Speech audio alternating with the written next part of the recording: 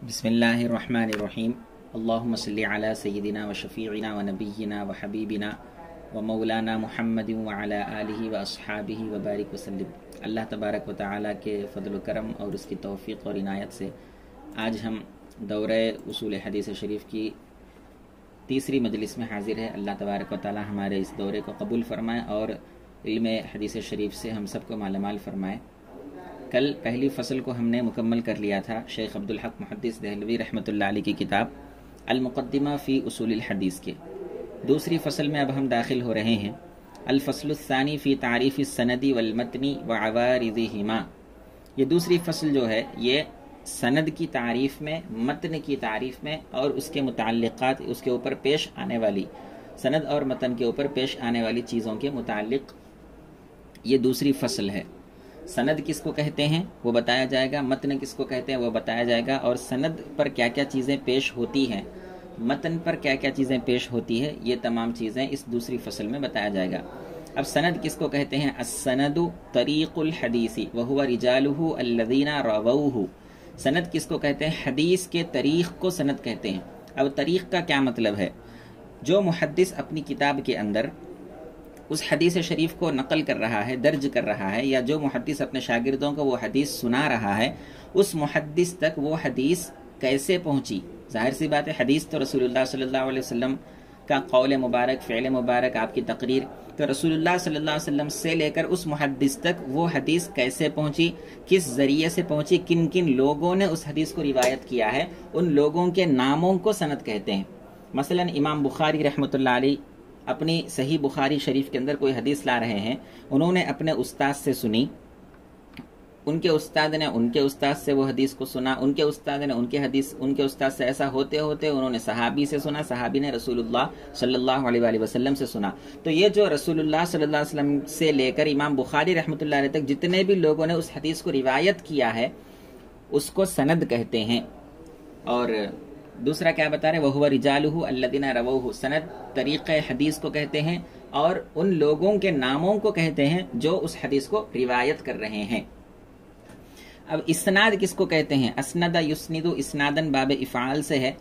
इस्नाद वल इस्नादु बिमानाहु। इस्नाद और सनद दोनों का माना एक है। इस्नाद बोले तो भी उन रावियों के नामों को कहते हैं, उन रावियों के नामों को इस्नाद कहते हैं, और सनद भी उसी को कहते हैं। वक़द यजीउ बिमाना ज़िक्रि सनदी वल हिकायति अन तरीक़िल मतन। और कभी कभार इस्नाद जो है उन रावियों के नामों के जिक्र करने को और मतन के तरीक़े बयान करने को इस्नाद कहते हैं।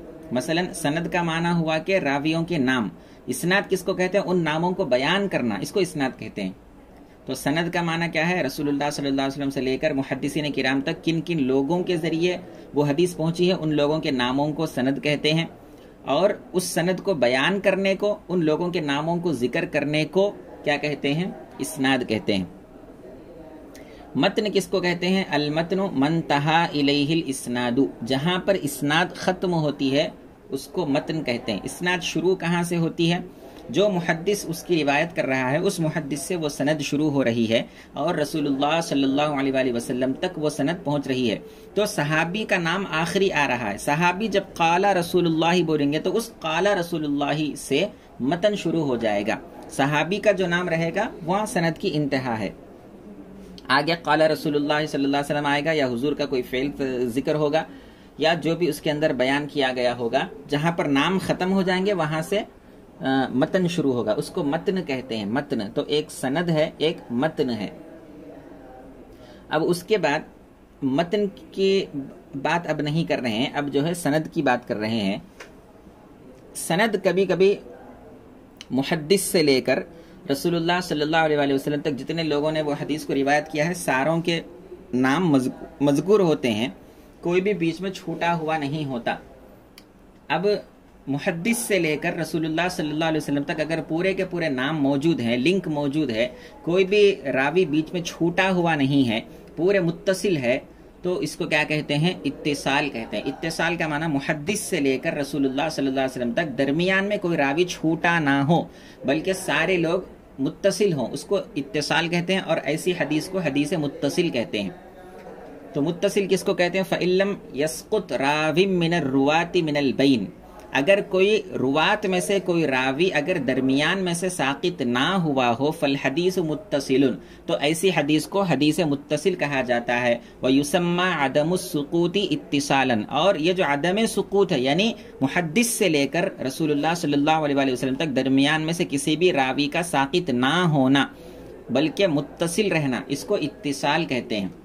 یعنی حدیث متصل کا مطلب یہ ہے کہ جو محدث اس حدیث کو روایت کر رہا ہے رسول اللہ صلی اللہ علیہ وسلم تک اس کی سند پہنچ رہی ہے اور درمیان میں کوئی بھی راوی چھوٹا نہیں ہے، درمیان میں کوئی راوی نہیں چھوٹا بلکہ حضور صلی اللہ علیہ وسلم سے لے کر اس محدث تک جتنے بھی لوگوں نے روایت کیا تمام کے تمام راویوں کے نام مذکور ہیں، تو اس کو کیا کہتے ہیں؟ اتصال کہتے ہیں، اور ایسی حدیث کو حدیث متصل کہتے ہیں۔